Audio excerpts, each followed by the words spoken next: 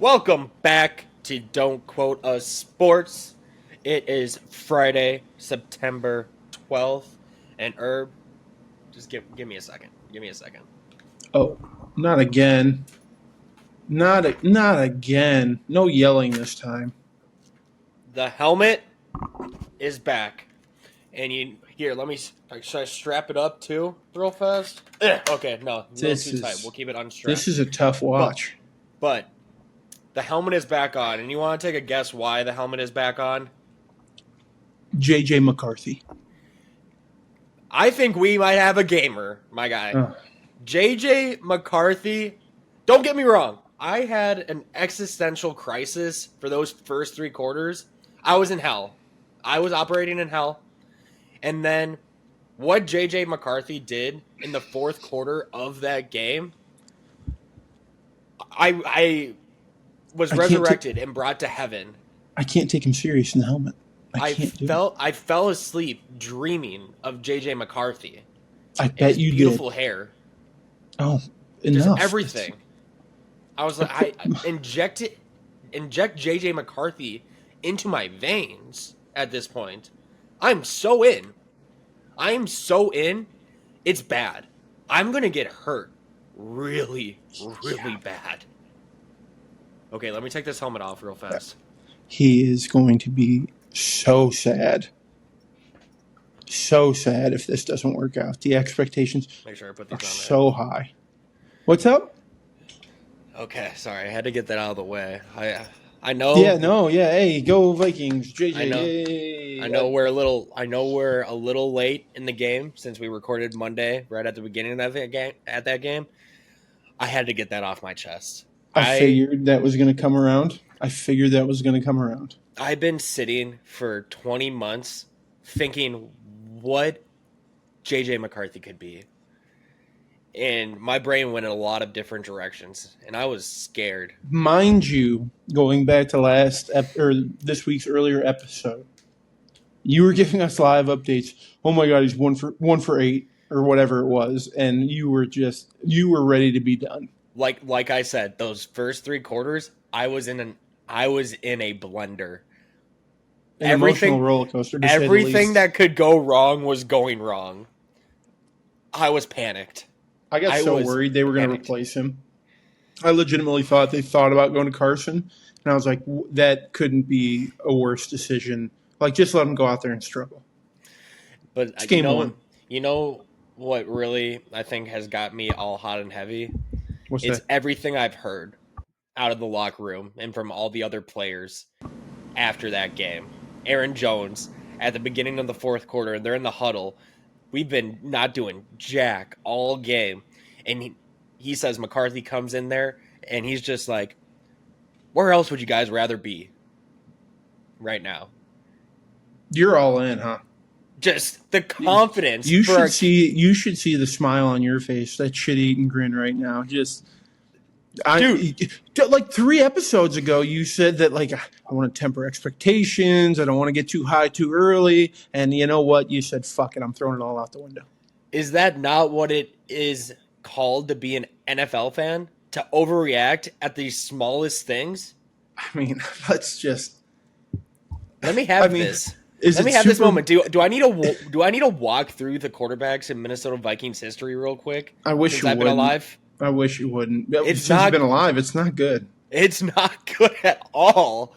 So let me just have this moment. I'll give it to you. It was a nice, big time comeback win. JJ, there's something there. Let it develop. Take the time, please.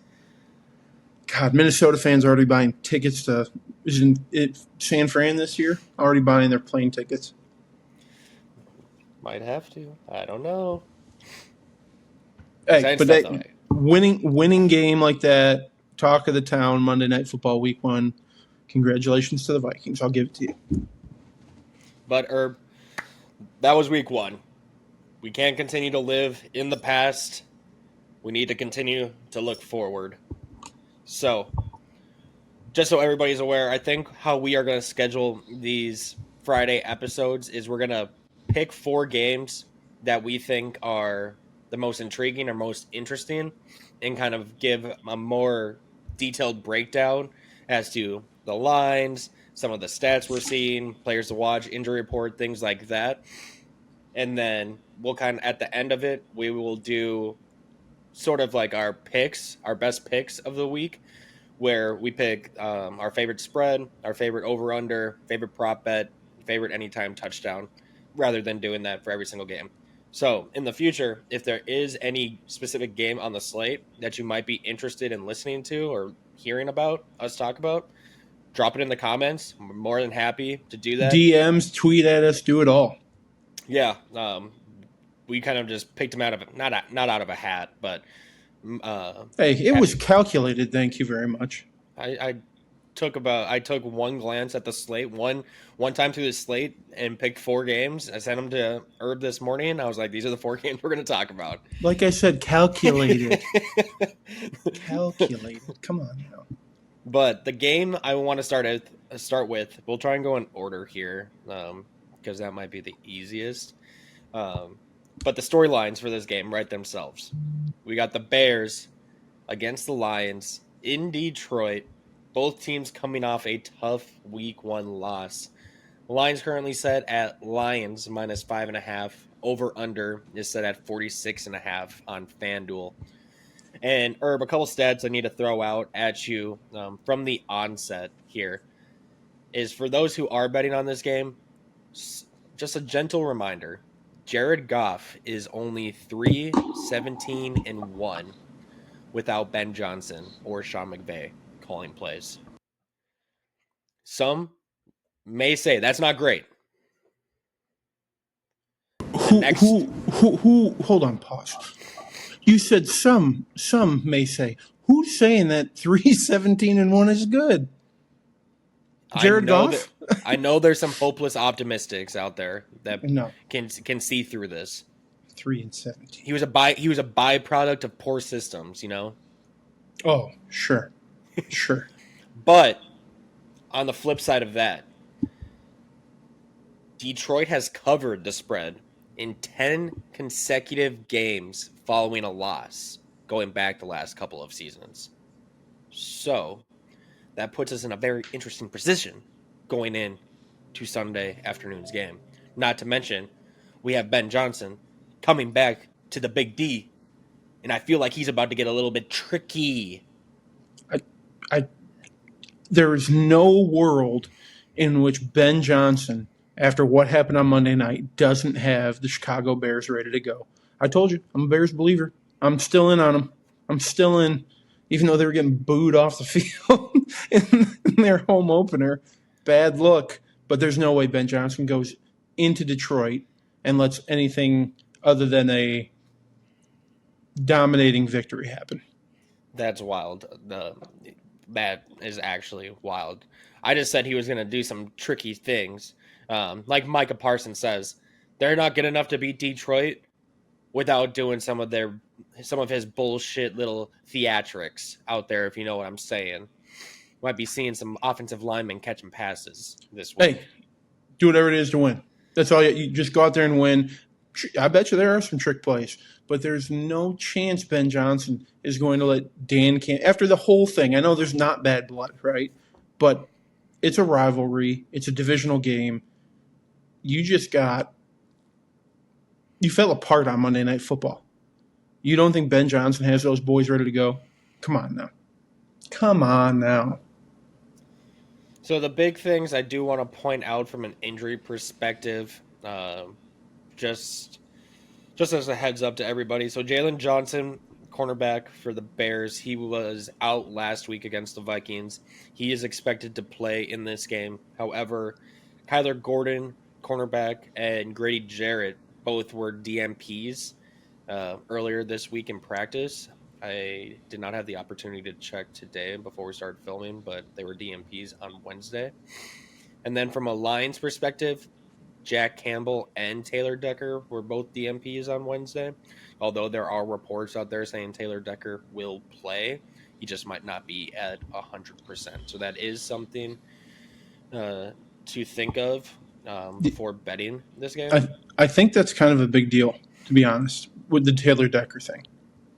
I was gonna say that too, because we saw last week with how much Jared Goff struggles when there's pressure in his face. And we already voiced our concerns on Detroit's struggles in their interior offensive line last week. It was bad. Bad. It was very bad. Then you throw in Taylor Decker, potentially Old not and being, injured. yeah, Old and injured, let's be honest. And it could be a recipe for disaster again until that all gets sorted out for Jared Goff. Dude, I think the Bears, both these teams run blitz quite a bit. I think the Bears are going to be throwing some real weird stuff at that offensive line. It's what I'd do. Interior line's unproven, old and injured at left tackle. You know, it's just, it doesn't look good up front for the Lions. I think that's going to be a major difference. On the plus side, from a Lions perspective, the Bears don't have a great group of pass rushers, to be completely truthful, especially if Grady Jarrett can't play. Montez Sweat, depending on how you think about him, is their Let him best get pass going. rusher. Yeah, let him get going.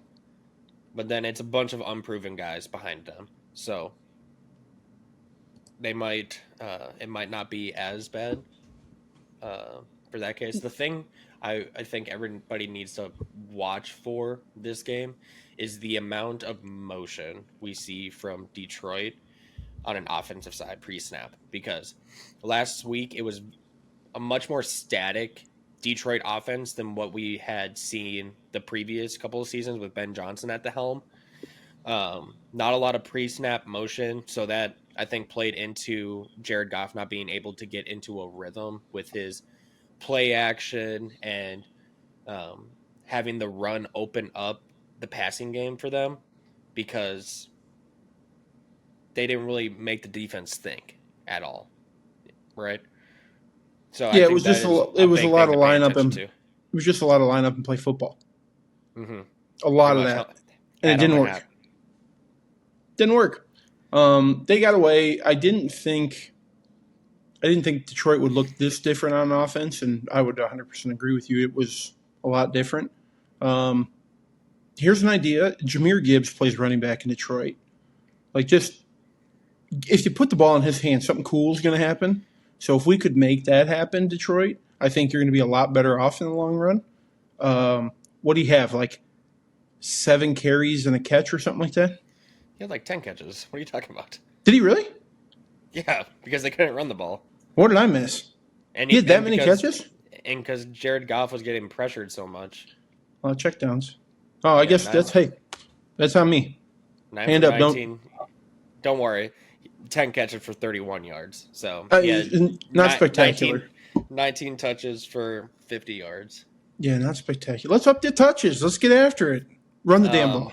Run the damn ball. One thing, talking about Jahmyr Gibbs, though, and I don't know if it bothers you as much as it bothered me for whatever reason. I didn't realize he had changed his number to 0 in the offseason.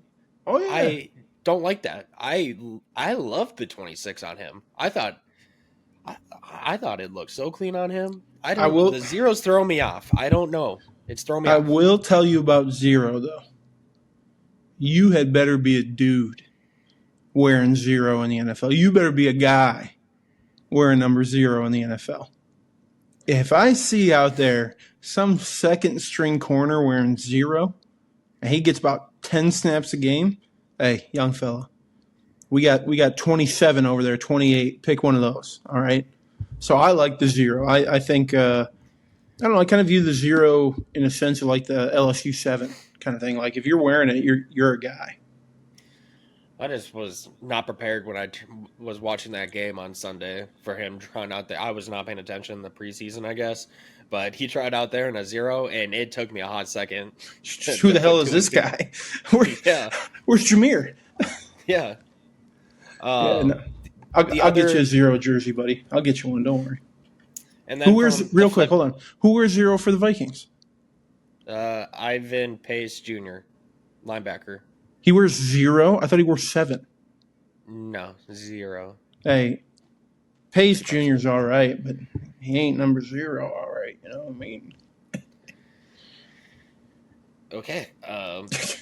Sorry for Pace receiving a stray there for no reason. Flip side of this game from a Bears perspective, are we sounding the alarms yet on Caleb Williams after No, week no, 1? no, no, no, no, no, no, no. Can I You go provide you ahead. Hit some me, hit me stats? with the advanced. Tell me what the football nerds are talking about. So, You Caleb guys and your Williams, calculations and algorithms. Go ahead. let's try and be nice here first. We're Hey, friends get at your the end of the pocket. day. Yes, we are. Get your pocket protector and your glasses ready, and you tell me about calculus. Okay. So, last week, Caleb Williams, 22.9% of his throws were inaccurate, the highest of any passer in the league.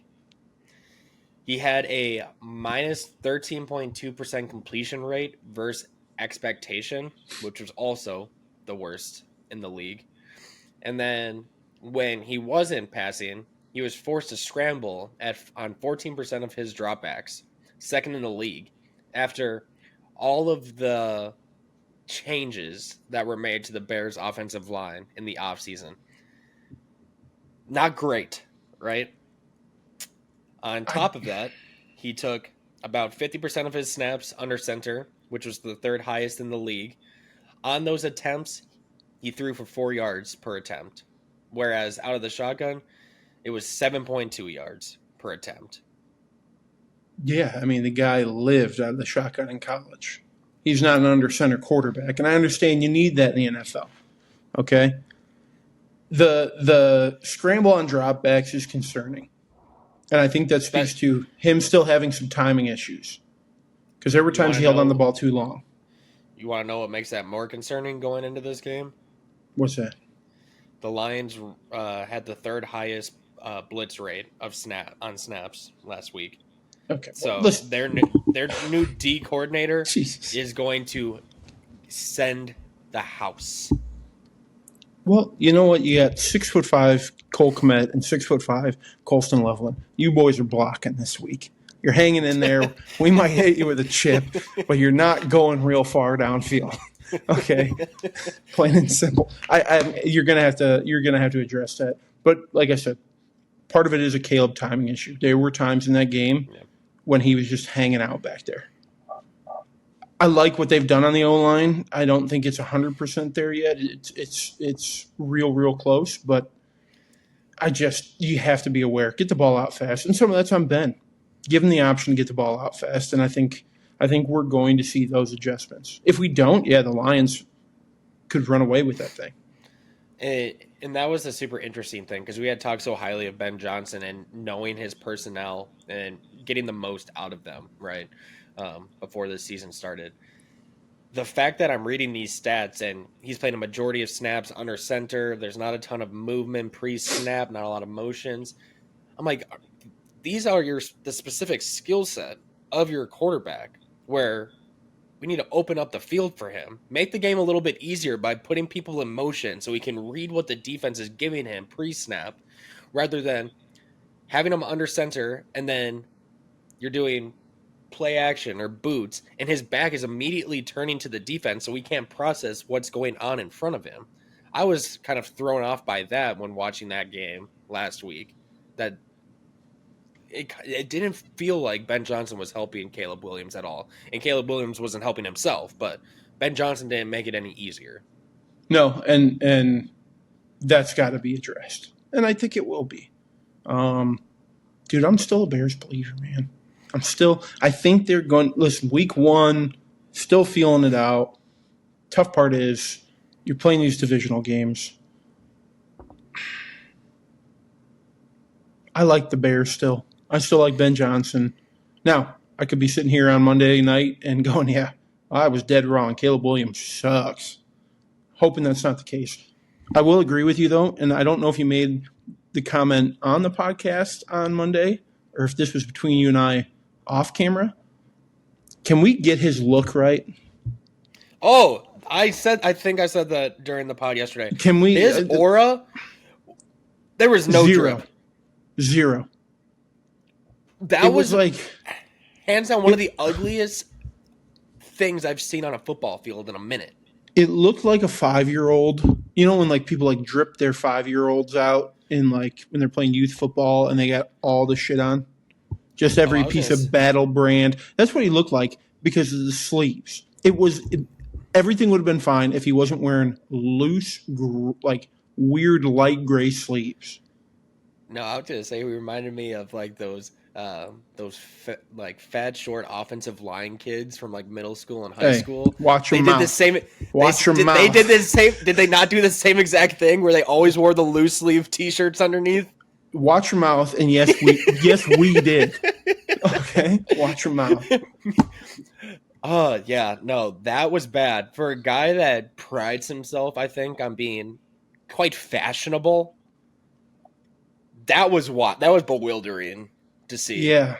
Dude, even if you wanted to go like two different, you went with the black arm sleeve Navy uniform and like the white compression short sleeve, fine. I don't care, right? The loose sleeves is a bad look in pro football. That's almost as bad as when you have any non-quarterback playing with the uncuffed sleeve jerseys. You know what I'm talking about? With the, Oh no! See, players...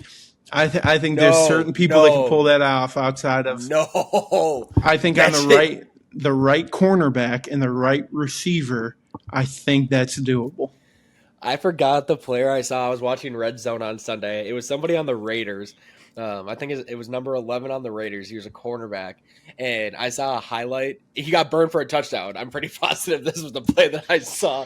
He was aerodynamic for a touchdown, and he had those fucking sleeves. I'm like, dude, why are we doing this? I think there are certain skill position spots the right guy can wear those, but I'll agree. Like if I saw a middle linebacker wearing that, that's a tough beat. Like Garrett Wilson wears them? Yeah, I think that's fine. I think he looks fine out there. Well, it also doesn't help that his arms are about that thick. You know, I mean that doesn't fill it out. No, that doesn't help him a lot. No, not at all. But hey, look good, feel good, play good is a real fucking thing. And Caleb, you look like a peewee football player. So let's lock in, buddy. Hey, but his nails were done.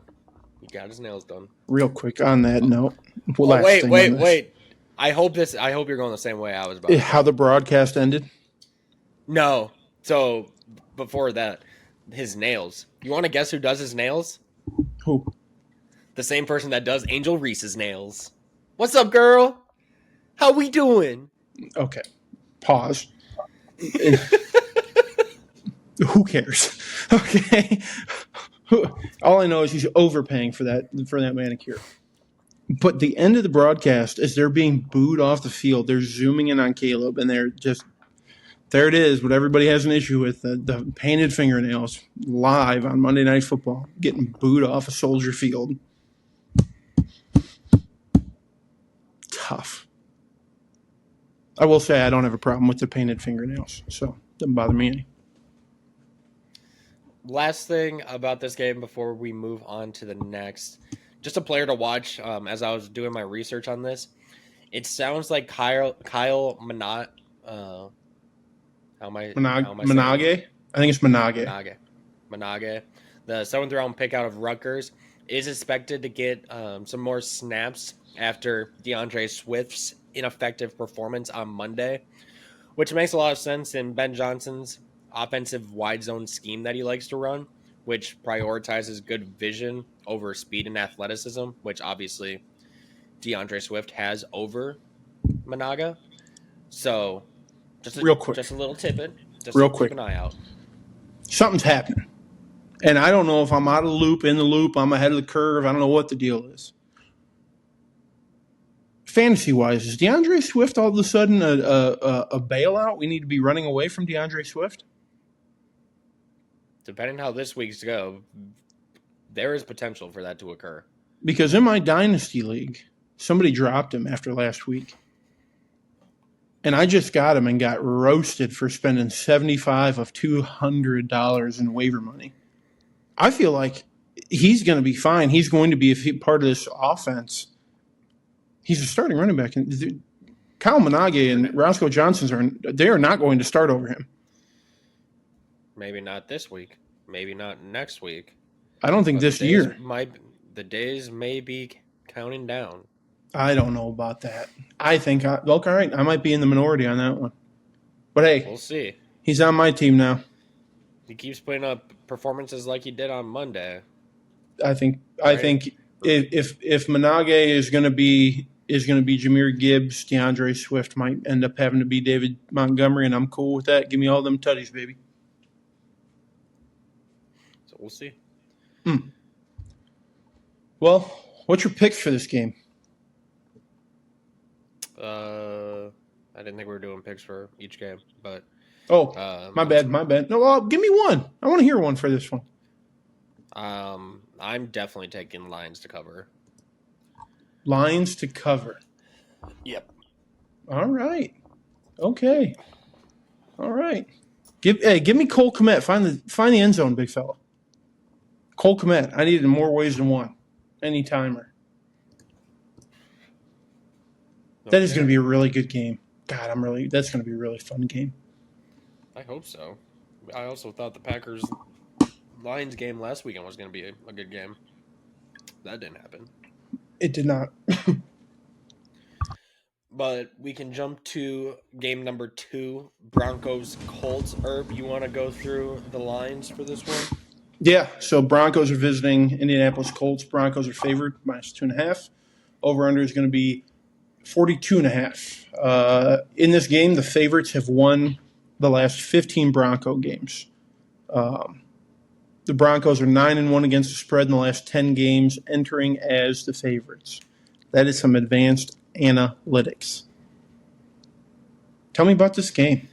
Because I think we got two teams that are either going to flame out or bust out.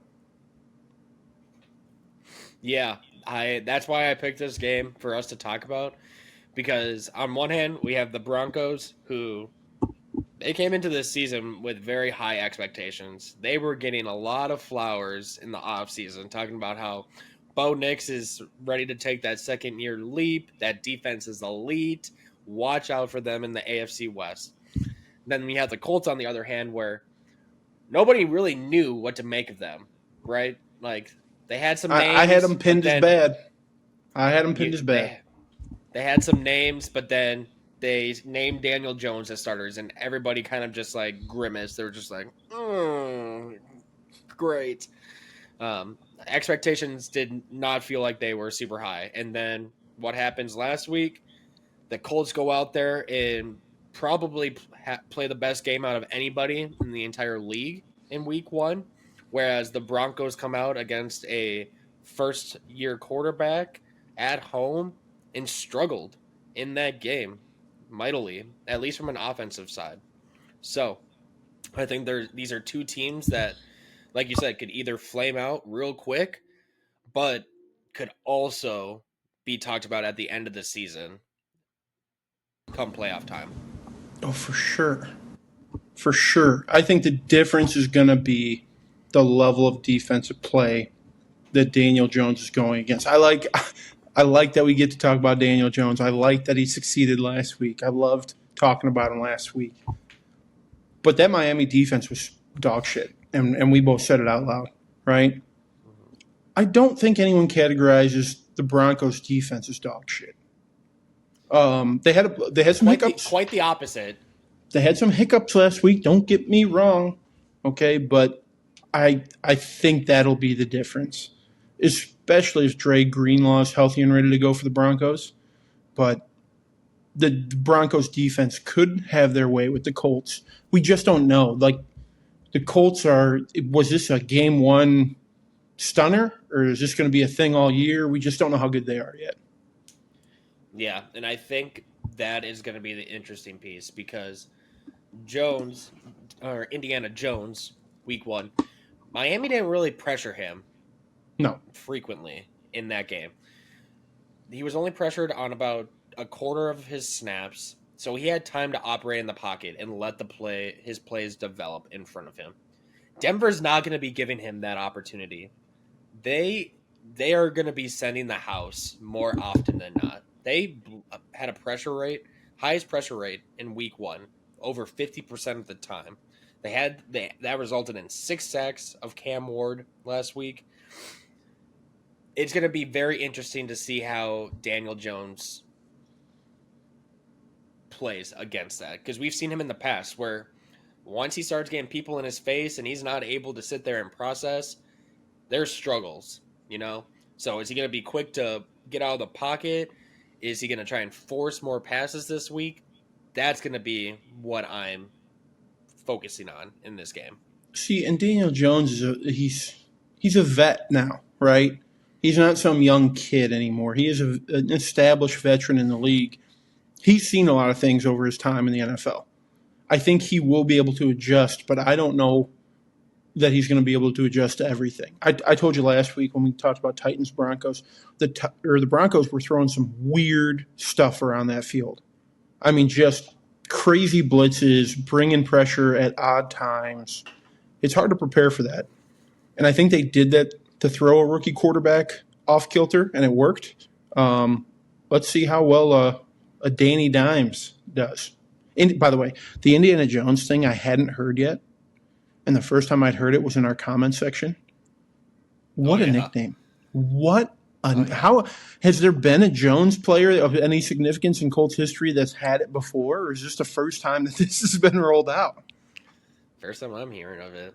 You can't tell me that of all the Joneses that have played in the NFL, not a one has ever fallen onto the Colts roster and somebody's like, yo, Indiana Jones.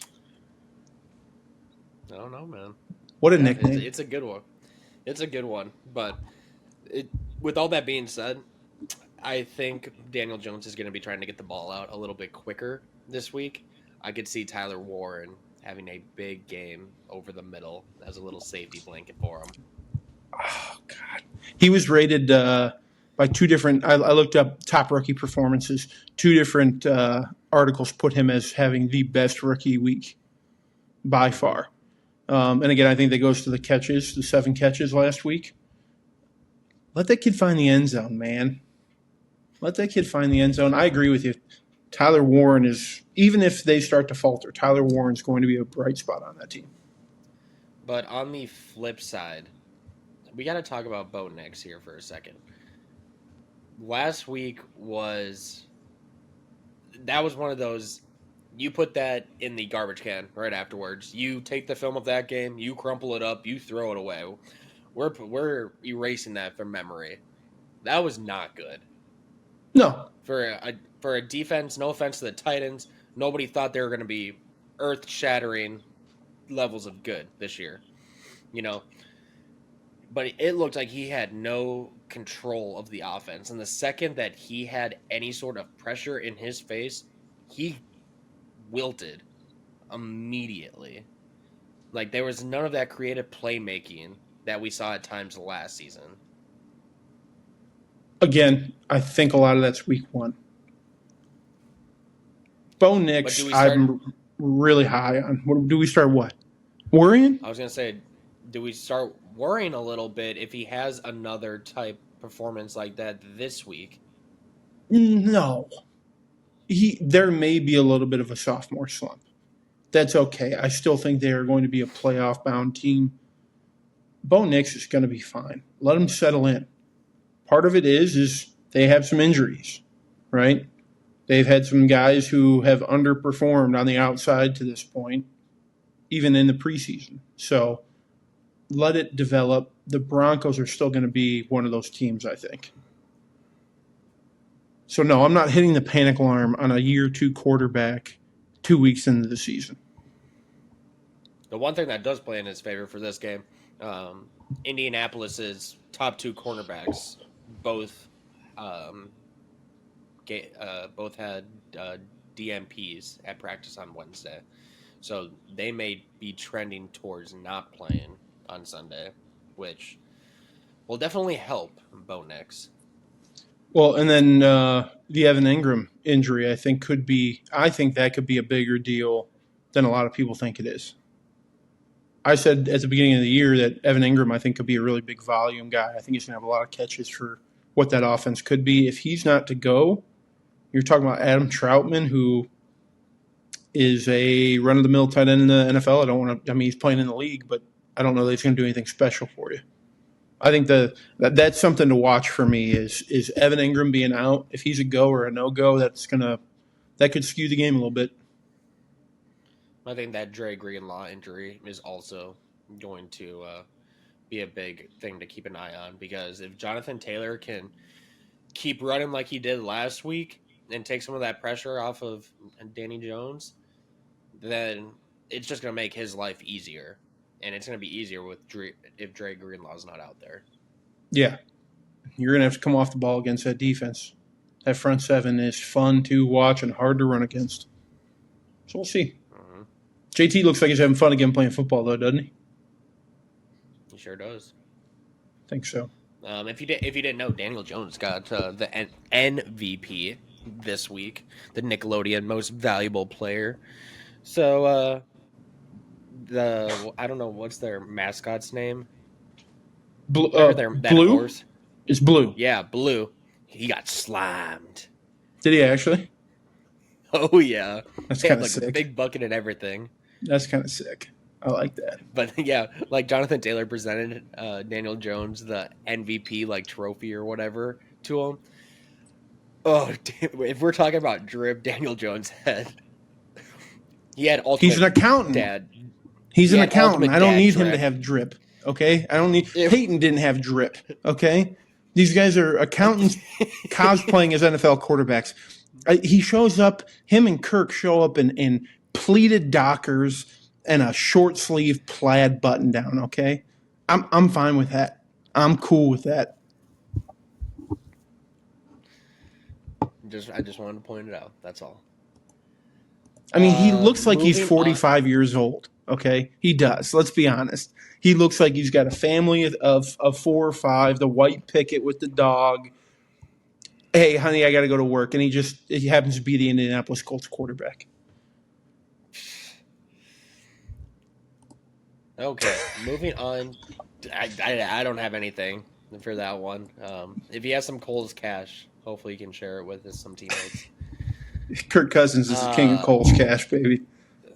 I know, but we've lost him. We don't see him as frequently anymore. So. Think about this. Both of those guys were in Minnesota. What more could you ask for? Both of those fellas in pleated Dockers in Minnesota. I'm sure if we looked at the sales of Coles in Minnesota, they've plummeted since they've left. I mean, there's got to be a correlation. We got somebody do the deep math on that one for us. All right, somebody get us off this topic. So, let me help you out with that. We can move on to our third game here, which is our Super Bowl matchup from last season. Philadelphia Eagles visit Arrowhead to take on the Kansas City Chiefs.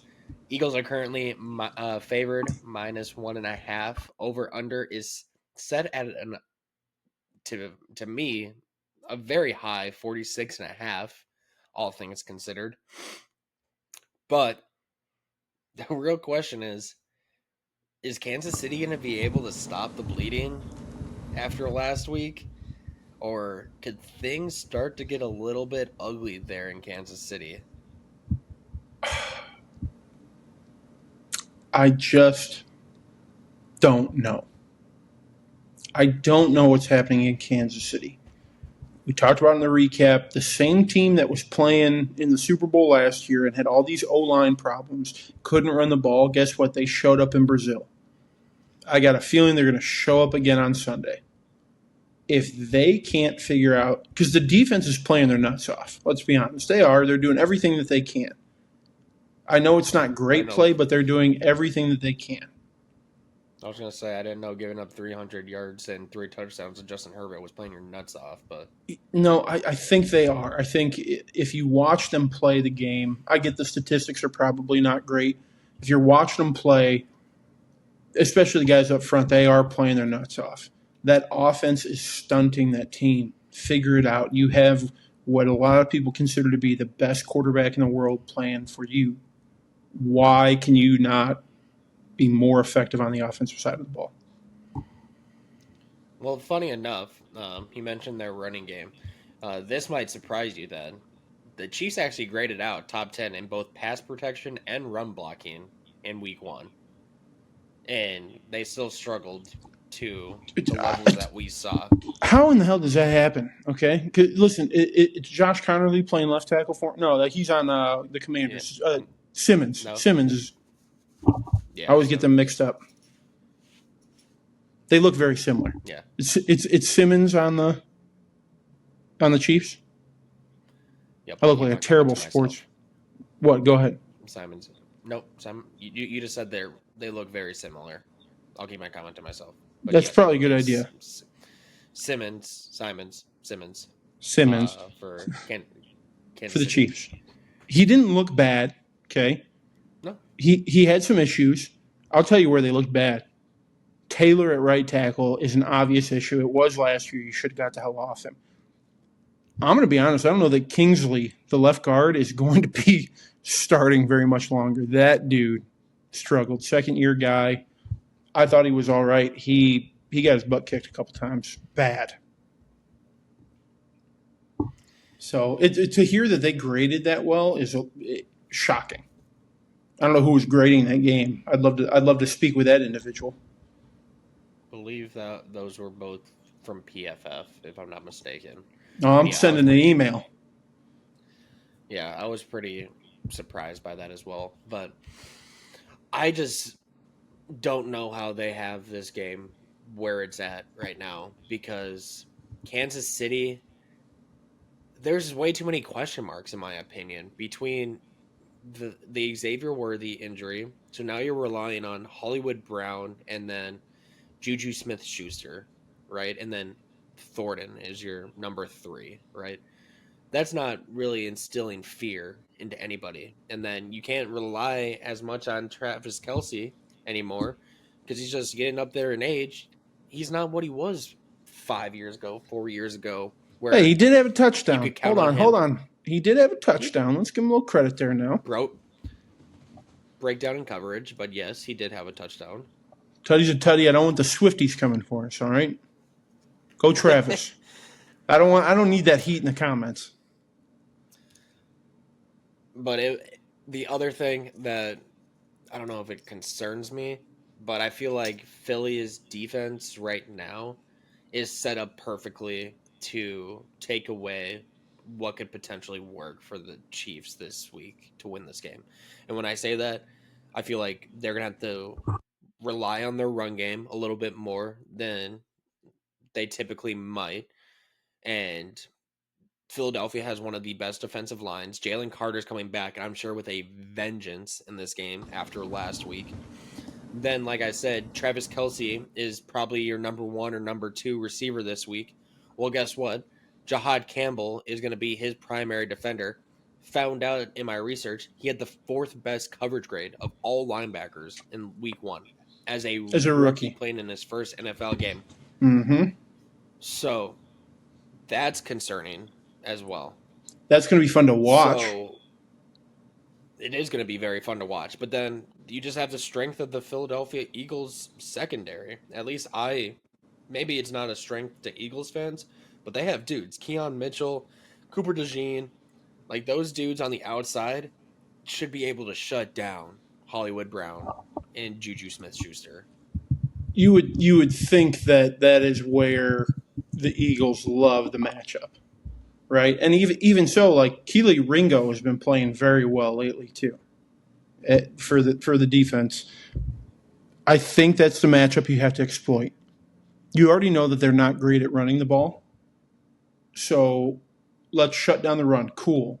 We know we're better 1v1 on the outside. That's going to be the difference. Dude, that defense is scary. Yeah. And they just signed Zadarius Smith after last week, right? Or was he with them last week? No, it was right after the game. Yeah, I think this is just going to be one of those games where Patrick Mahomes by himself can't win you this game. You're No, I asking don't way think. too much of him to carry, even at home. That you're asking a lot. And I know it's Patrick Mahomes, and I know he's capable of it, but god damn, he is on an island right now, it feels like. I will say, Arrowhead's going to be rocking. Always is. Arrowhead's going to be rocking. They've had this one circled since February last year. Mm-hmm. The other or big thing I'll be watching for this one is from an Eagles perspective is they all kind of forgot about this with Kellen Moore taking over as head coach of New Orleans. They had a new offensive coordinator last week. So last week was his first game as offensive coordinator, and a lot of changes in that offense, specifically again with not a lot of pre-snap motion. So they were in the shotgun for I don't know what is this 51 of 50% of Hurts' dropbacks when they were in the shotgun. There was no pre-snap motion at all. It was helmet on helmet, and they ran the play Because they know they're just again. better. I mean, there were definitely moments where they were not better last week, and you can look at Devontae Smith and AJ Brown's stats from last week. Not sure if that's exactly And the way that listen, they want to be operating that offense. when I say that, they just know man for man they're better. That is their mentality. They know their left tackle's better than their DN, and their center's better than the nose tackle. They know that their number one receiver's better than the number one corner, right? That's the reality of their mindset. Until it falls apart, I don't think they're going to change the mindset. I think that's what we're going to see. Should it change? Probably. Be more dynamic. But they say we got Jalen Hurts, and I don't know how many teams would have believed in Jalen Hurts before last year to this point. But I think they're just going to go out there and just be the better team. Yeah, this one for me, I will give a little teaser here. This is for sure going to be my favorite spread pick of the week. I think Eagles cover -1.5 easily. I don't think this Would you game. tease it up? Would you tease it? I don't like teasing a ton, but I definitely think it's going to be more than a field goal. I wouldn't be surprised if it's more than a touchdown. So I mean, with a little confidence, -6.5. With a little confidence, I would do -2.5. Oh my God, that's what are we doing here? Bold takes here. But that's Bold takes. I tease it a point just to be safe. I got 10 more points to my odds. Get out of here. Fine. Go big or go home. Yeah, but that's easily going to be my pick. I don't know how the Eagles lose this game. Maybe at 2.5. Sneaky though, I don't think this game comes close to 46.5. This screams under to me. This screams like a 21-10 game, 21-14 game. Yeah, I don't see a lot of points. Like a 7-3 halftime. Like a 7-3 halftime feels right. Yeah. Watch us be so wrong, and Saquon has 3 rushing touchdowns in the first half. Just watch us be so wrong. Well, That's sorry, okay. no. He'd only have 1 because Jalen would have the other 2. Probably. I hate that. Oh, I hate that. Last game we will go over Falcons, Vikings, Sunday Night Football. Herb, hit us with the lines. Yeah, Vikings, -3.5. A little bit surprising there, Isaiah. Over-under is going to be 44.5. This game, Vikings favored. I'm a little surprised they're favored, but it's your team, so I'll give you the floor on this. Tell me about your Vikings. One, they're the home team. Come on. You start as the home team as -3 just for being at home. But, Herb, you can appreciate this because I know I sure as hell can. The Vikings graded out as the second best pass protection last week, according to PFF. That means the money that we spent on that offensive line, either in free agency or in the draft, it worked. It's working. And I love that. Thank you. It's working. It hasn't worked yet. It is working. Because we always seem to have struggles across the offensive line, especially the interior. And all of that was without Christian Darrisaw, our starting left tackle as well, who is expected to play in this game. Praise the heavens. But on top of that, you know who graded out as the best interior offensive lineman? And I don't believe it was just rookies. I believe it in was the NFL? Interior offense in the NFL. You're not going to say Donovan Jackson. Donovan fucking Jackson. There's no way. Graded out as the best. There's no way. He was one of if not the biggest reach in the first round. There's no way. There's no way. Yeah. Cite your sources. I remember, okay, and listen, some Vikings fan page isn't a source. No, it was PFF, bro. I don't believe this for a minute. Now I'm going to have to go pull it up because you decided to be a hater. I am a hater of Donovan Jackson because, one, he played at Ohio State. Two, he was a reach in the first round. Did this guy really be graded as the best interior lineman in the entirety of the NFL? Okay. Mm-hmm. Okay, let me backtrack a little bit. Mm-hmm. Vikings rookie left guard Donovan Jackson was the best guy named Donovan Jackson playing on Saturday. Pass blocking PFF grade through week 1 was tied for first out of 100. So pass blocking, he was the best. Okay. I don't care who the other person is. Okay. I'm glad we got to the bottom of that one. Give him his credit. Hey, thank you for doing a good job in the pass game. Is that what you needed to hear? Such a smart aleck. You know that. I'm sorry. I we've talked about it. I like the moves that the Vikings made in the offseason. I didn't like their first round draft pick. Sorry, buddy. That's fine. You're just a hater. I'm just a hater. You're just a hater. All right. Jeez. Are you trying to find who it is now? Or is he throwing a pouting party? What are we doing here? No, I'm just looking. I was just like, oh, wow, he's really going to be staring atop his head the rest of this podcast. Armand Membu from the Jets, graded as the best, but he played tackle, different, but he was the best rookie lineman last week. So let me give you my take. Outside of that, you said I had the floor. I'm continuing my take. I thought you were done. Quick. Like I said at the beginning of this episode, I'm really prepared to be hurt again. But this is a home game. I think JJ comes out and balls. I hope finds a rhythm a lot quicker than he did on Monday. I will be honest with you. I'm not super stressed about this game, to be completely honest with you. I think you should be. I'm not saying we're going to come out. I think you should be. I'm not saying we're going to come out here. I'm not saying we're going to come out here and beat the brakes off of them, but after the performance I saw on Monday, I'm not as worried. The performance for a quarter and a half, if that. Okay, because the performance for a majority of that game was not good. Our defense played well the entire game. You should be worried about this game. We gave up a pick six. That doesn't count against the defense. We gave up a garbage time touchdown. Outside of that, we gave up 10 points. Okay, you should be worried about this game. You absolutely should be worried about this game. Especially if Drake London is not at 100%. Well, why should I be worried? Explain to me why I should be worried. Bijan Robinson, Michael Penix.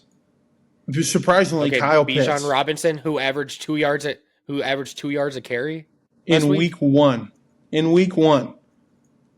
This thing could, if Drake London's healthy with the weapons that they have on offense, Darnell Mooney included, Kyle Pitts, if that thing gets going, this is going to be a track meet, and I don't know if you guys have the gumption to keep up. Do you know what Brian Flores does to first and second year quarterbacks? really bad things. He eats them up and spits them out, brother. I think You are wrong giving on this. you are giving a left-handed quarterback that has 4 games under his belt a little bit too much credit, in my opinion, right now. I liked what I saw out of him. I liked what I saw out of the Falcons, despite the outcome of the game. I didn't. Give me the Falcons. Give me the Falcons all day. Go for it. That is a donation. That is tomfoolery. We're gonna find out. What time does that game kick? Is it a 3 o'clock or a nooner? No, that's the night game. Oh, that is. My apologies. My apologies. They gave JJ McCarthy 2 prime-timers back-to-back to run the season? Dude, I told you that on Monday about how pissed I was. You did, and I didn't even realize, like, oh, those are 2 primetime games for a brand new quarterback. Yeah, no. Right? Oh, no. Give me the Falcons money line. Give me the over. To the moon. Psychotic. Yep, and then we have next week we finally get a normal time. We get a nice 12 o'clock game. Great. And then I forgot we have 2 games back to back in Europe where we get to play at 9:30 in the morning. They were not friendly to you guys at all. What the fuck is my schedule? Guys do? What did you guys do to piss off the NFL head office? God damn, dude. Open with back-to-back prime timers. We're going to give you 1 normal one, and then guess what? You're going to Europe. That's rough. And not just for a week. Not for a week. No. We're going to let you go out there for 2. They'll probably be out there for close to 3 weeks straight. Yeah, probably. I mean, you got to assume after that noon game, they're going to try and get to Europe as soon as possible to acclimate, and then they're just going to be there through the game. 2.5 weeks? Yep. Or almost 2 weeks, I guess. Jeez. That'd be rough. Yeah, sure. Good luck to JJ McCarthy. But where are they playing in Europe? Those are the games. Real quick, where are they playing in Europe? What nations? I think one's in Ireland, one's in London. No Germany? I could be wrong there, though. Oh, shoot. Dude, you're putting me on the spot here. I don't really know, to be honest with you. Some fan. Either way, I really wish I could go because that would have been really fun. Yeah, first game is in Dublin, second one's in London. I was right. Called it. Tell me I don't know. Got him. As if. No, I listen, I do think this is going to be a fun game. It is going to be high scoring. I think you got 2 gamer quarterbacks who are going to go at each other. I will give it to you. You guys have the better defense. That is a fact. I think the Vikings are working on something down there, and I think they're going to get rolling. You mean the Falcons? What did I say, Vikings? Yeah. Yep, chop and screw it, run it back. Oh, I'm well aware that we're already wrong. The Falcons. I think the Falcons are doing something nice down there. Okay. So those are the games for this week. But, Herb, let's give the folks at home some of our favorite picks from this slate.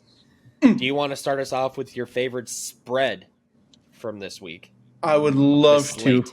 And you're going to love my spread. It's a team that I think is finding itself against a team who I think is going to be lost at the end of the year. Give me the Carolina Panthers plus 6.5 over the Arizona Cardinals.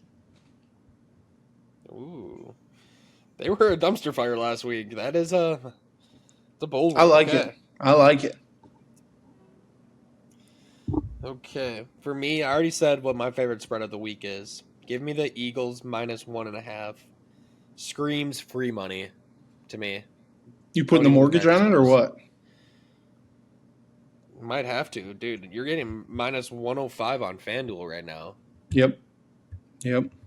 I get it. That's almost plus money. Come on. Just tease it up, baby. Tease it up. Let's see if I tease it up what we could get to. Take it to 5.5. This makes for some great podcasting here. I know, folks. I know. 5.5 would get me plus 186. Easy money. Put the mortgage on it. honey, we got to trade your ring in. We got to pawn the ring real quick. We'll get it back in 10 days. Yep. Okay, moving on to favorite over-under of the week. It's a low one. It's a low one, and I understand it. Give me the over at 39.5, Seattle versus Pittsburgh. I think Aaron is going to try and carry whatever success he can. I think it's going to be higher than 40. Yep, I like that one. I almost want to double down on that Chiefs-Eagles game and take the under there. But if we're not going to be picking the same games, for some reason, a piece of me really wants to take the under 40.5 in the 49ers Saints game. Oh, That game could turn ugly really fast. There are so many injuries from a 49ers side, and we know what the Saints are. Not good. Listen, I'm just a firm believer that life is too short to bet the unders. I think you got to be screaming for points. I feel like that's where you make your money, though. Probably, and that's why I'm not very good at sports betting. Okay, fine. The under I'll take. Cincinnati, Jacksonville. They have it at 49.5 right now. That feels high. That feels high. I'm going to take the under. All right. Okay. That's going to be my pick. All right. Prop. Herb. Hit me with a prop. I've been screaming about him for a better part of this episode. Bo Nix over 19.5 rushing. If for whatever reason they're having issues, he's going to get out and move. I still think that's part of the game plan. He could break that off in one run. So give me the over at 19.5 rushing yards for Mr. Bo Nix. See, I'm going to stick in the same game with you there. All right. I saw the juice on this one. This is easy money. Tyler Warren over 4.5 receptions. Yes. Plus 124. Yep. I like that a lot. Juice on that one, easy. I like that one a lot. Easy. Watch him go. He's going to go double digits or some crazy stuff like that. And then my anytime touchdown. We saw what the Baltimore rushing attack did to Buffalo last week. You know who behind Baltimore probably had the most impressive rushing attack last week? Who's that? The New York Jets. You know who the Buffalo Bills are playing this week? The New York Jets. You know who did not receive a rushing touchdown last week, even though he should have with how well he played? Breece Mother Truckin' Hall. He's getting his number called this week. Chalk it.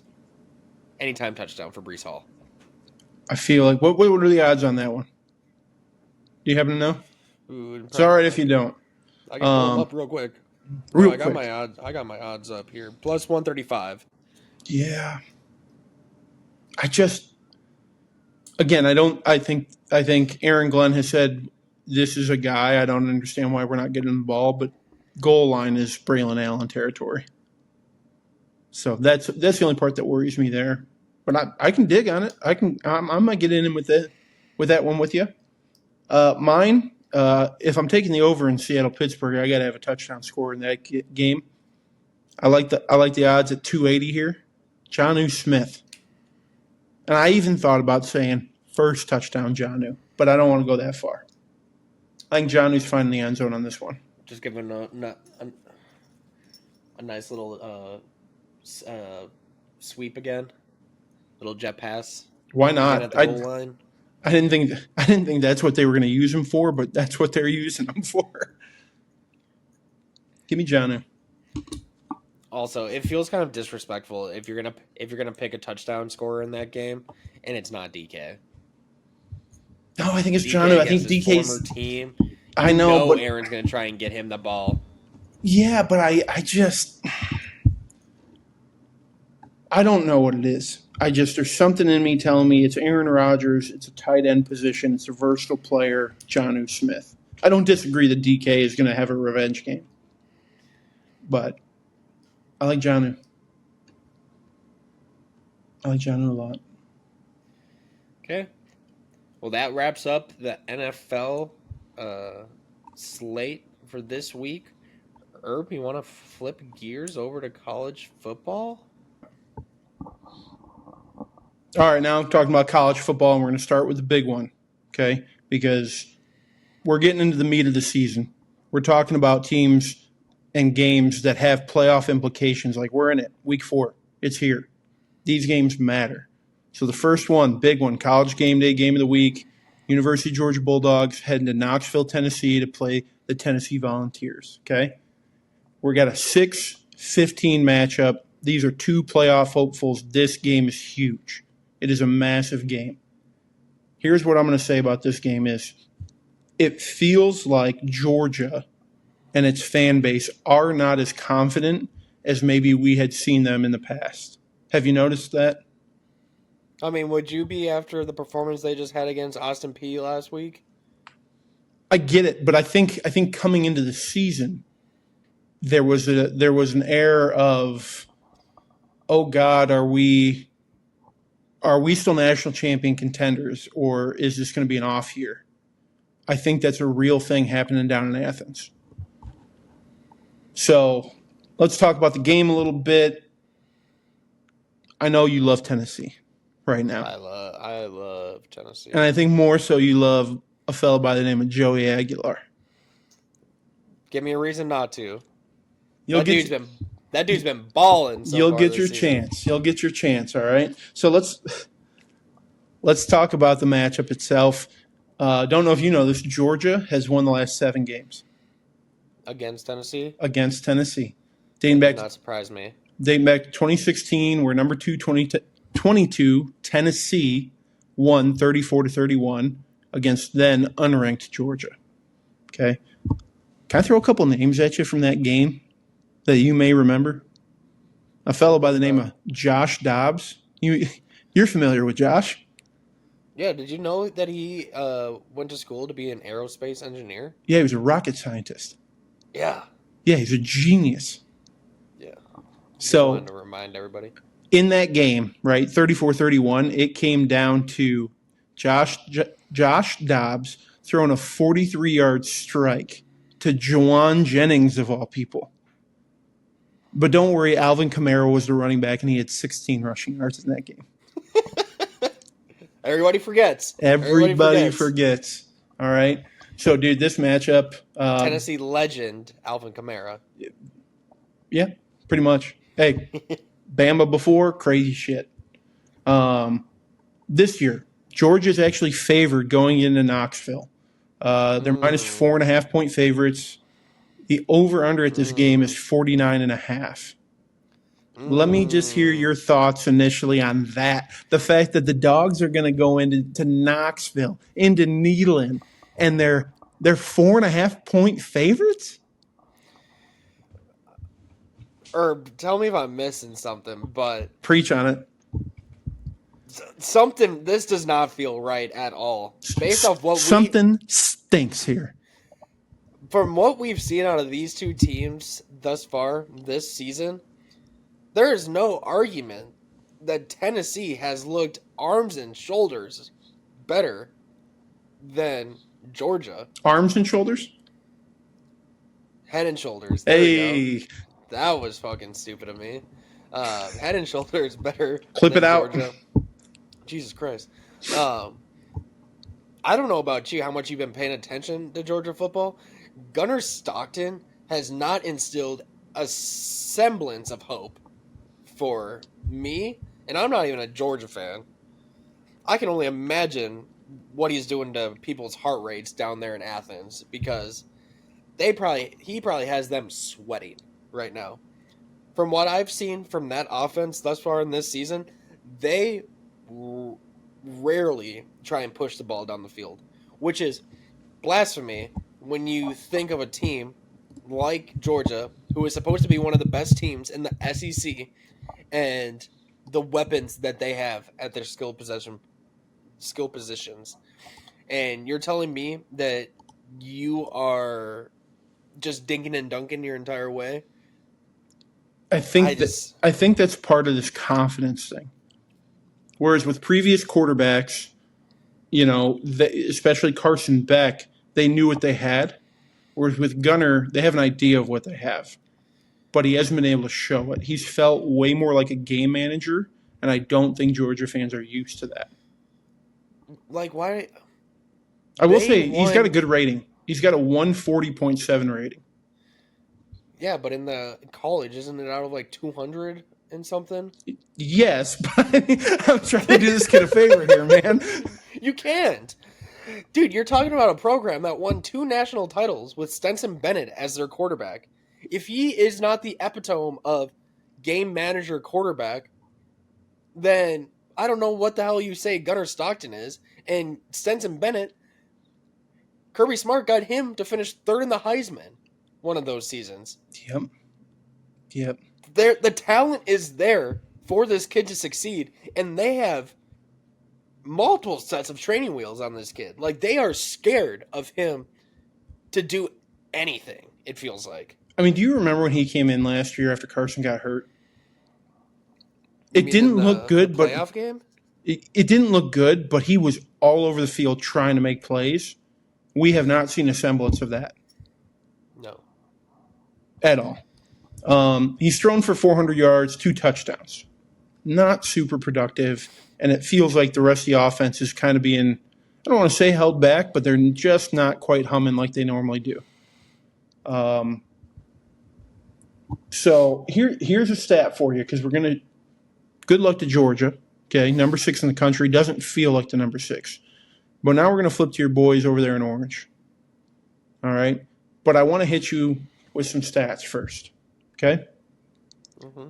Tennessee has the 4th-ranked offense in the country right now. Tennessee's offense is humming. They're averaging 58.6 points a game. Okay? Georgia's only ranked 41st with like 38 and a half. This Tennessee offense, led by your boy, is fun. It's electric. They take shots. Joey Aguilar's got 535 yards, 5 touchdowns, and a 170 rating. Not to mention what he can do with his feet. Tell me about your boy. But he gets out there a little bit. He's not a speed demon, but he gets out there a little bit. But do me a favor. Tell me about your boy Joey Aguilar. He's come in there and he has exceeded all expectations that were set upon him when this whole debacle with the quarterback carousel happened this offseason. And you know why? Because he's getting put into a position where he is just getting the ball to his playmakers. And it is pretty goddamn easy to do that when you have a dude like Chris Brazzell, 6'5", 200 on the outside, who can go up and get anything. That dude is a matchup nightmare on the outside.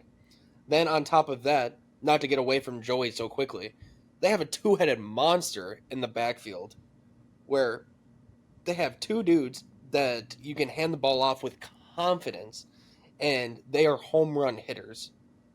You got Star Thomas, and then you got, what's his name? Deshaun Bishop back there.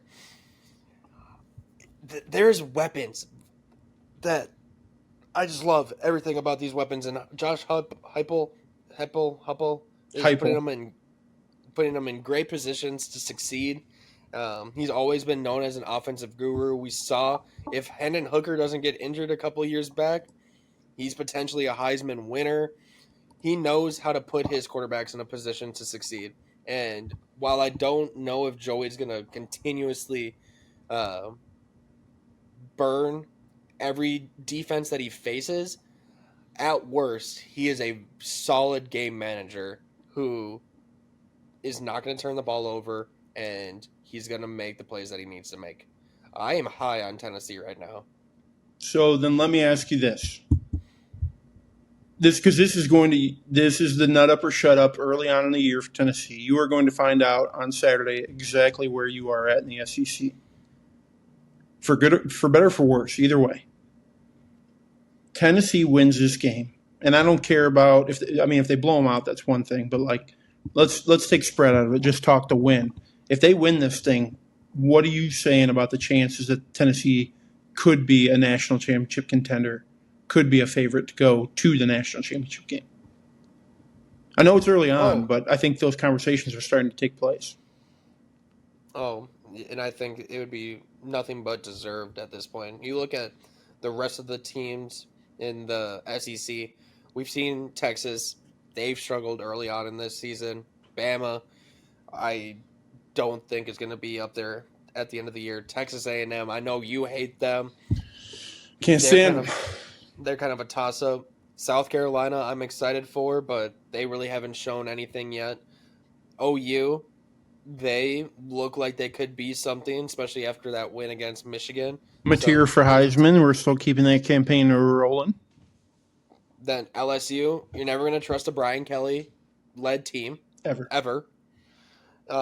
Georgia, we just got done saying very bad things about them and what we think about them currently. And then Ole Miss. Who's just kind of hanging around. Yeah, you don't really know what to make of them yet. Tennessee wins this game. They're putting themselves in prime position. Definitely for an SEC title. If not for an SEC title, easily to make it back to the playoffs next season. I like it. I'm not opposed to that. I very much like Tennessee as well. Especially because if you look at their schedule compared to some of the other SEC schools, their toughest remaining games after this one are away at Alabama, which it's not easy going to Tuscaloosa, no matter what's going on there. And then a home game against Oklahoma. Which is a very winnable game. So, not to look ahead in the schedule or anything, but if they win this game, it could start looking like a real nice season down there in Knoxville. I would agree. Let me hit you with this stat too. And hey, this is my chance to get a little advanced analytics on you. Okay? Diving a little bit deeper for these stats. Tennessee, Knoxville, Tennessee, 7-4 when hosting game day. I like that. Mm-hmm. Yep. Last time they hosted game day was in 2020. They beat Bama in a shootout, 52-49. Oh, I remember that game. That game was so fun. Right. Here's the other piece of this, or the last thing I want to hit on for this one. 49.5 for the over-under. No. No? It feels low. No. Does it? For me, it does. I think this is going to be another high-scoring affair. I think we're looking at both teams pushing. One team's in the 30s, one's pushing 30. I don't think Georgia's going to put up points like that, though, with Stockton out there. I just don't know if Tennessee's offense is going to put up points like they have against Georgia's defense. Correct. They're not going to hang 45 like they did on Syracuse. So I don't know. It feels low. I feel about that. I don't know how I feel about that line. I would consider taking that over for sure. So. Feels high to me. I'm not biting at the chomp at that one. All right. But that's the game of the week. That's Georgia. That's SEC. That's Tennessee. It's a lot of fun. I'm going to be tuning into that one. Might be at work, but I'm going to be tuned in. All right, let's go. Anybody at work? Oh, they probably know. Let's stay in the SEC, though. Let's talk about a game that not a lot of people are talking about. The Vanderbilt Commodores, they should be. The Vanderbilt Commodores are heading into South Carolina. Go up against Beamer and the boys. Yep. All right. Your neck of the woods. Somewhat. Mm-hmm. All right. Here's the lines. South Carolina, -3.5. Over-under again at 49.5. Those are the big ones. Okay? I think what we need to be talking about is Vanderbilt and Diego Pavia and what they did last year. They are setting themselves up to do it again. I don't know if you caught them last week. They had a huge second-half comeback against Virginia Tech. Mm-hmm. Diego Pavia, you know who also beat Virginia Tech? Who's that? South Carolina. So you're going to get your chance here at South Carolina. I'm going to give you the floor for a couple of your boys that you're high on. But I think that Diego Pavia and his ability to be a gamer, I don't know that this kid's going to be a pro, but he's a gamer out there. He takes hits. He lays hits. I don't know that the arm strength is there, but usually something exciting happens when he's on the field. And we're going to see a quarterback battle because on the other side of the ball is a guy that you love in Lenore Sellers. So here's what I'm going to say. I want you to take the name of Lenore Sellers, make us believers like you are. Make us believers. See, the thing is, I don't know if I can right now. I'm Oh. still waiting on that. I'm still waiting on that breakout from South Carolina's offense. They have not looked great thus far this season. I mean, yes, they're scoring 31 points per game, but that's against Virginia Tech, who looks like they're going to be finishing towards the bottom in the ACC, and then they put up 38 points against South Carolina Upstate, or South Carolina State, whatever it was. They're 118th in yards per game on offense. You can't really hype up the quarterback of a team who is leading the 118th ranked offense. I know the potential is there. We've seen it in the past, but they're just not finding that rhythm yet this year. And on the flip side of it, Vanderbilt has played very well thus far, but the thing that I would point out before that is their defense has played very well. Obviously, again, against a Virginia Tech and then an FCS school, but they've looked sturdy on defense thus far. So I don't think this is a cakewalk by any means for South Carolina. Vanderbilt, especially with Diego at quarterback, has shown that they can go in and win these types of games against ranked opponents. I think this is going to be a very close game. I think it's going to be a very fun game at the same time. I hope Lenore's Sellers can figure it out because it is a lot more fun in college football when he's out there doing the things I know he's capable of doing. And South Carolina always feels like that team that's like they're supposed to be in the mix, right? And then something happens and they just fall flat. It feels like it's every year with these guys. Is Beamer and Sellers the guys to get them there? I think Sellers is. I don't know if Beamer is. That's what I was kind of thinking. I just don't know. You mentioned the defense. I love that you did. Okay, because I don't know if you know this about Vandy, but they run the ball on average 230 yards a game. All right, I know it's early in the year, but that's a hell of a rushing attack. Whether it's quarterback getting his yards, they've got two different running backs. They utilize wide receivers in the run game as well. But they're going against one of the more stout run defenses in the entire country. I think Carolina's top 10 in rushing defense, and it's all about the dudes up front. One guy that you love, Dylan Stewart, Brian Thomas, Fred Johnson, their linebacker. Have you gotten a chance to watch a little Fred Johnson football? Mm-mm. Speak to me. The kid flies around, smacks people in the mouth. Every play that kid is involved in. They fly around. They're fast, physical, downright angry, to be honest with you. They just want to go out there and hit you as hard as they can. And I think that is what the philosophy of defense should be. So I'll be excited to see how well Vanderbilt's O-line handles that front seven and just getting them running lanes to get going. Because I tell you what, if South Carolina shuts that thing down early up front, that game could get ugly. I don't think it is. I like Vandy a lot. It could get ugly. Be prepared for that. So there's one more thing I wanted to talk about with this game, Isaiah. Both of these teams are known for some big plays, whether it's on offense, letting one loose, right? But more so with the special teams and defense. Both these teams have great kick returners. Both these teams are trying to find that turnover bug and get involved and get picks and fumbles. Can I give you the odds for a special teams or defense touchdown for these teams? Because I think there could be one. So for the SC, special teams or defensive scores plus 550 and Vandy's plus 750. I think it could happen.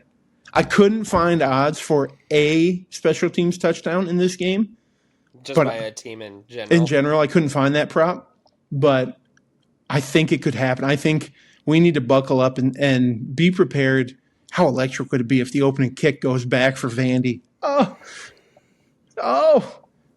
South Carolina. Could be electric. Could be absolutely electric. So who you got? Give me your pick for that game. Because we were pretty apparent in the first go around. we are both on Tennessee hype train.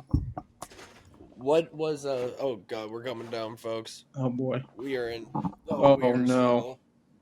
Apologies. No. We got set design flaws here, folks. Oh, not the bracket. I know. Drake University still doesn't know I have that. Yeah. I'm sure Peggy's Tavern doesn't know that you have the picture behind your head either. They didn't even know they had it. What was the line again? Carolina's -3.5. Over under at 49.5. Shoot, man. What I should ask you is, do you think Vandy has a real chance? At what point would you be comfortable betting a Vandy money line or Vandy to cover? It wouldn't take a lot, but I think I'm more intrigued by the points. All right. I like the points here. All right. Okay. I still think South Carolina covers, but it's going to be a tight one. I think this is going to be one of the better games of the slate, and that's why I think we picked it to talk about it. So, all right, let's talk another team that you and I have talked about previously, because there's a Cinderella at the ball, baby. We've talked a lot about this game, but it has to be talked about. Number 18, USF, is going into number 5, Miami. You and I disagree on this. I've already made my pick of this is a USF money line. This is a USF money line for me all day. The haters say they haven't played anybody, right? The haters say that Boise was a charlatan top 25 team in week 1. The haters say that Florida is a shadow of what they once were. I know the truth. You know the truth, okay? These USF Bulls are legit, and they're for real. They play smash mouth, run through your face football. They got a gunslinger at quarterback. I like USF. I like USF a lot. They've got a baller at quarterback, dude. This Byron Brown kid can flat out play football. 473 yards, only 1 touchdown in the air, but he's got another 102 yards on the ground and 2 touchdowns. And I don't know how many of the runs you've caught him on, Isaiah, but that dude runs hard. And that dude hits. Yeah, I do agree with you. He has been nothing short of great thus far this season. However, I just don't know. It's really him carrying that offense on his back right now. He doesn't have a whole ton of help, at least in terms of a rushing attack that he can lean on, right? So, while I really want to hype on this USF hype train, get on board. I feel like it is going to come to a screeching halt right as it started to go. I think it's going to cook, man. I think it's going to cook. I think they got some dogs on their team, and not just on the offense. Can I introduce you to a guy that I know you don't know his name? You haven't heard his name. Jalen Schuler. This is a senior who has spent his entire career at USF, which is unheard of nowadays. For you to spend 4 years at a small school and be productive, it's unheard of. This kid's number 17th in the country in tackling at USF. This kid loves to fly around. I think he is the lifeblood of their defense. I think their defense is hyped. The focus has been on the offense because it has been fun and electric. But that defense, I think, is going to keep them in this game against Miami. I get it's Carson Beck. I get it's all these other guys, but I really like the Bulls this year, man. I really like them. Shout out to Dan Golish. That's the head coach's name. We haven't said his name on here. That's on us. Dude's a journeyman. He's been coaching for 20 years, been all over the map. Iowa State, Illinois, Toledo, Tennessee. So shout out to them. And on the flip side of the coin, right, the other side of the ball, you've got Miami. Strong week 1 win against Notre Dame. Strong like bull. Strong like bull. Number 5 in the country. You've already got your headline win early in the season, right? Beating Notre Dame. You blow Bethune-Cookman out of the water as expected. I still have concerns about Carson Beck, and I understand that is not a popular opinion.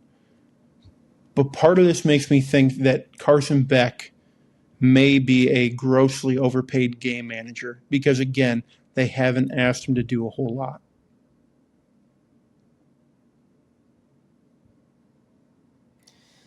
No, they have not, and that could play into UCF's strength on defense. I'm struggling to get there. While I think USF covers this game because the spread's at 17.5 or something like that. Yeah. I think they can cover that easily, but to expect them to go from Gainesville winning there to now going to Miami and winning there, that's asking for a lot out of a group of 5 team like USF. Don't get me wrong, right? It would be fun. Carson Beck, though, I think you're kind of stuck on the past a little bit with him because he's looked good so far this year. 400, almost 500 yards passing, 4 scores, and he's completing almost 80% of his throws. With a 90 rating. With a 90 rating. 90 QBR? Sure. Yeah, sorry. A QBR. A 90. Yeah, that's out of 100. I'm well aware of that. So that's very good. Be better.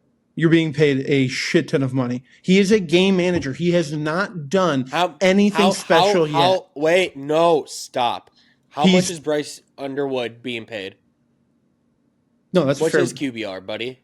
We're talking about a 5th-year senior and a freshman who just turned 18.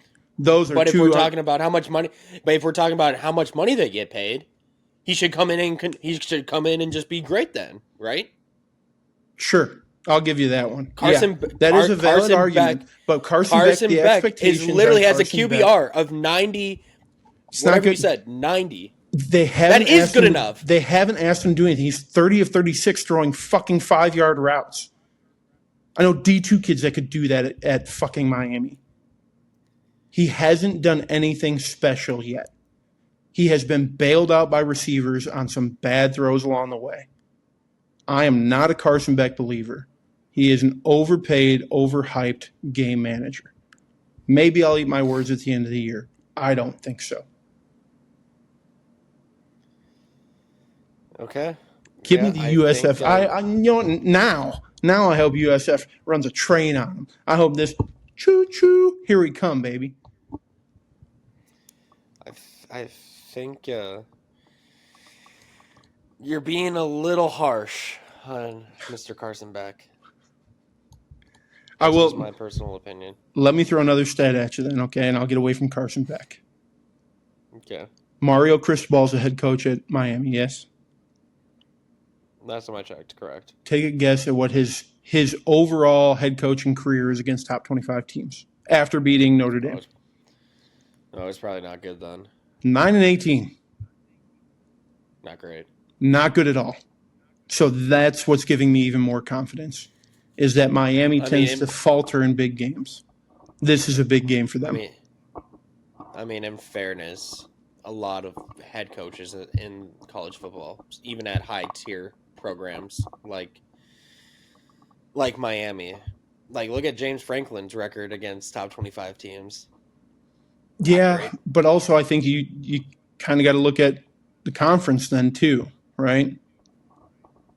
Because that does play effect. Like, obviously, an SEC coach is going to have more likely to have a losing record against top 25s because there's 8 to 10 top 25 teams in your conference.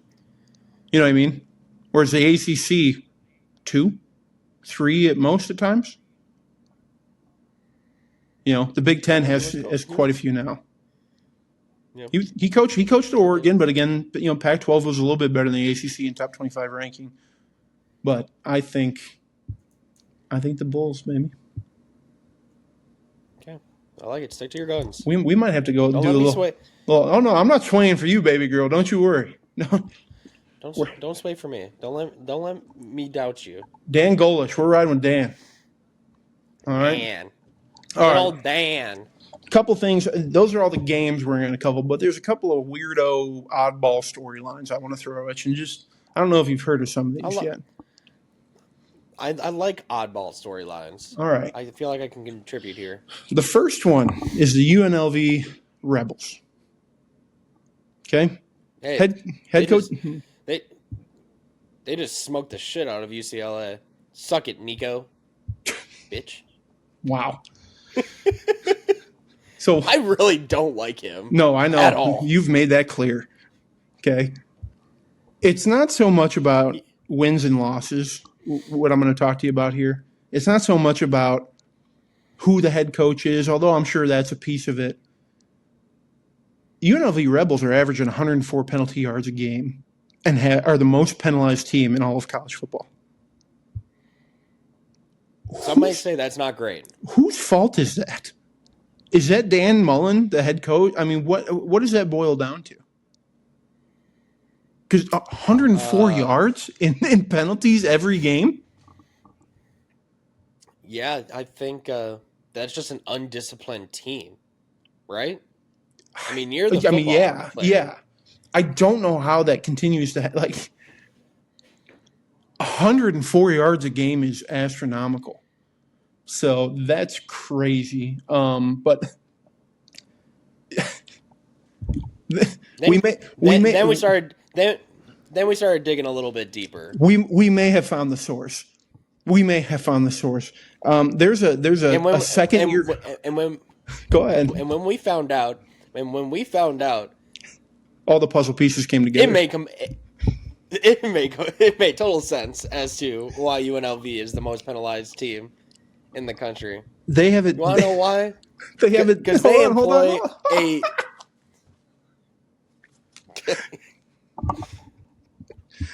Tell them. Oh, I was gonna say they employ a dude by the name of Vontez Burfict as their defensive coordinator. And for those who are unaware, Vontez Burfict may be one of the dirtiest players that has played in the NFL in the last decade. For those of you that dude only knew how to headhunt his entire career.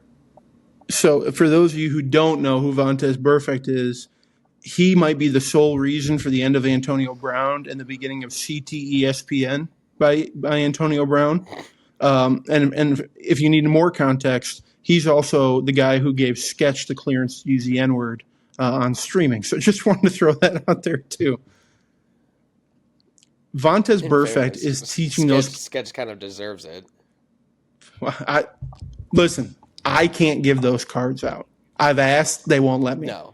Okay, so, but Vontez Burfict, who single-handedly ended careers, is a defensive analyst for UNLV. When you and I found that out, it was like, 104 yards a game makes sense. Seems a little low, to be honest, if we're being 100% honest. So that's what's happening with UNLV. Good luck to them. The amount of targeting, we should look into how many of those penalties have been targeting. It's like that's the real question I need to know now. They're averaging 2 a game. Oh God. Yeah. All right. They're not going to have a defense by the end of the year. No, they are not. Get that shit under control, boys. Hey, maybe it worked against UCLA last week. Maybe keep Vontez away from the football guys, huh? Maybe we don't, or at least have another coach in the room. You just imagine Dan Mullins walks into the linebackers meeting. And he's just showing highlight of headhunting clips. I'm pretty sure that's what what was his name? Greg Williams did during Bountygate. That's essentially what a UNLV defensive meeting is like now. You think he's just shelling out stacks to these kids? Hey, that's a hit. Banned. NIL. Yeah, it's all under NIL. So, listen, that's the first kind of weird, odd story, and I'm glad that we found that one. But there's another one I want to talk about, and it is this spitting epidemic that is happening in football right now. Where the fuck has that come from? In what world? Listen, I was a little bit of a dirty player back in the day, but spitting on dudes, we got to draw the line. And the two instances I'm referencing are your boy, Jalen Carter, spitting on Dak. Dak spit at him. I'm going to maintain that. But then Florida is playing USF, and Florida D tackle Brendan Bett an egregious spit onto an offensive lineman from Florida or South Florida. Did you see that? Mm-hmm. Woof. What is going on? I think it's a bunch of kids and I guess dudes that are getting paid money and have not been told no or been disciplined a whole lot in their careers that are quick triggered. I don't know what they're saying on football fields and stuff, but just not controlling their emotions, and which is crazy that the Florida incident happened literally after Thursday, because you know for a damn fact all these coaches across the country are going into their team and they're saying this is this cannot happen. This cannot happen during a football game. You know, like they are pointing it out and they are making it clear as day. And yet this kid goes out and does it 2 days later. And honestly, like the video is way worse. And the video is way worse than Jalen Carter's, in my opinion. The Florida one is way worse. Like it was out of pocket, in my opinion. So I tell you what, man, and I don't appreciate the NFL not suspending Jalen Carter for that one, to be honest with you. They said the ejection serves as enough of a suspension. No, dude, there's got to be consequences for actions on the football field. I mean, in fairness, I get where they're coming from. That essentially was a game suspension already. He played one snap. Don't care. You sued and you went out. You don't get to play in the next one because you couldn't be an adult out there. I understand there is a level of playing dirty that happens on a football field. There is an expectation that that's going to happen. You're going to hit guys and sweat's going to fly and you're going to get hit in the face with stuff, sure. But to intentionally spit on somebody, if you're spitting on me on a football field, I'm getting tossed too because we're fighting. You're not going to just spit on people. I think it's just such a ridiculous bullshit thing that's happening in football right now. And I don't – Dak is not innocent in this whole thing either. I want to make that very clear. I think he should have been suspended too for a game. Spitting on the ground is illegal now? Intentionally spitting at the feet of another player. We don't even know how close it landed to him. He stuck his head through the offensive lineman to spit at Jalen Carter. Yeah, and he was still, what, 10, 15 feet away from him? Don't care. We all know what it meant. That's where I'm at on that. Quit spitting on each other. Just play fucking football. You want to spit on each other, take it to the bedroom.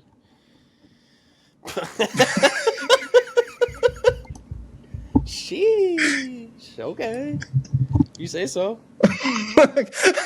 Pause. All right, last story, and I don't know how this hasn't really gotten a lot of national attention, but some. I'm just going to tell you about it because I don't know if you've been in the loop on it.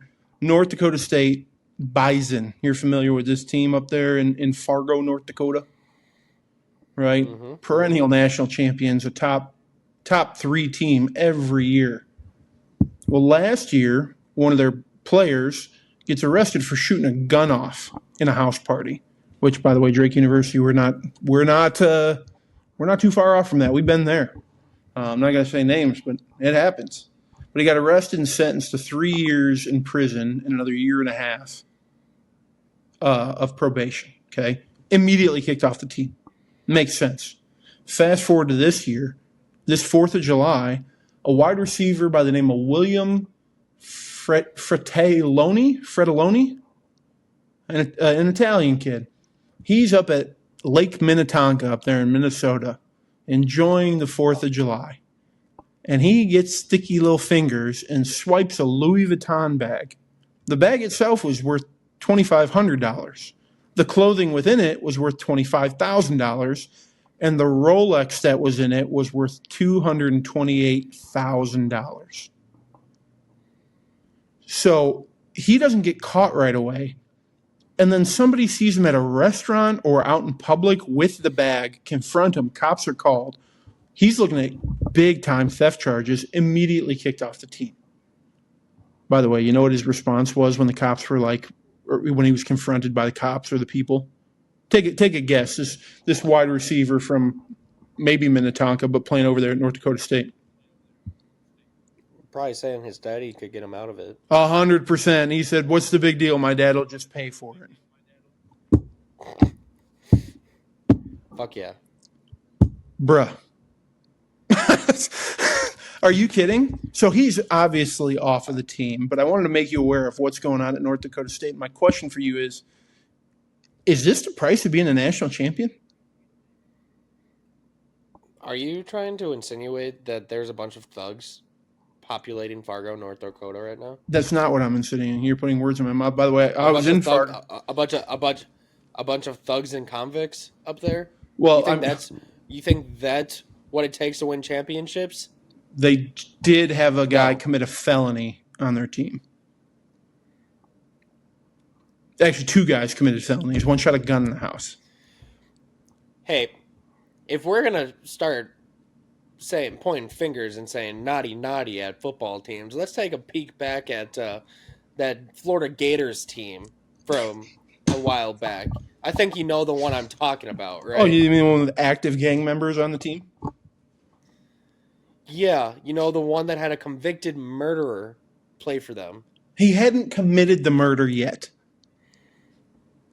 Okay, then let's take more recent examples. What about the Georgia Bulldogs, who essentially cannot get behind the wheel of a car at this point without it turning into the fucking Fast and Furious series? So you're making my point. So this is the price of winning national championships, because that Florida team won national championships. These Georgia teams are winning national championships. I tell you what, if one more guy gets arrested in Fargo, I'm putting a lot of money on NDSU to go win the whole thing.